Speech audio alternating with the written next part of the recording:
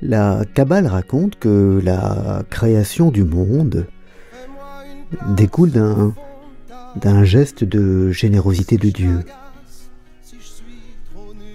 Dieu alors était tout, il était le tout. Et il décide de se rapetisser, de se rabougrir pour laisser une place à autre chose. Et cette autre chose, ce sont les étoiles et les galaxies, le jour et la nuit.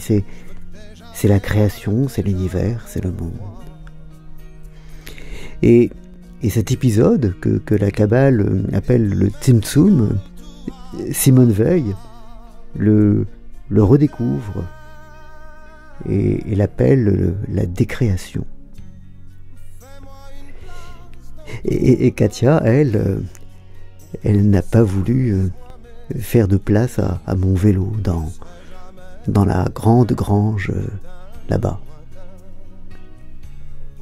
Dieu était tout, et donc par hypothèse, ça n'est pas par désir de compagnie, par besoin de compagnie, ça n'est pas forcé qu'il décide de se faire plus petit pour laisser une place au monde. Non, c'est vraiment un acte de pure générosité et d'amour, parce que l'amour c'est toujours ça, c'est justement faire une place à l'autre, c'est s'abandonner soi-même, abandonner l'idolâtrie qu'on se porte, l'amour qu'on a de soi et la connaissance unique qu'on a de soi pour se jeter dans le vide et laisser l'autre advenir et remplir de la place.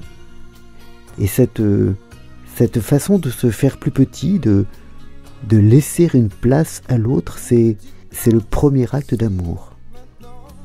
Justement, ne pas tout envahir, se restreindre, ne pas tout occuper et accepter qu'autre chose advienne, qu'autre chose soit là, qui empiète sur nous et qui est d'abord un rétrécissement, mais dont on sait qu'il nous permettra de grandir, parce que c'est en acceptant de se restreindre, de mourir à soi, comme disent les mystiques, qu'on pourra renaître plus grand par la connaissance et l'amour de l'autre.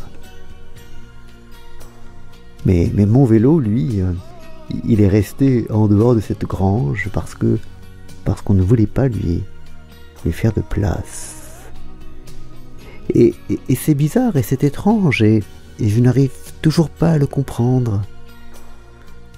Pourquoi, dans cette grande grange, ce vélo apparaissait-il comme si envahissant? Pourquoi ce geste antique, ce geste primordial de la création n'a-t-il pas été répété à cette occasion?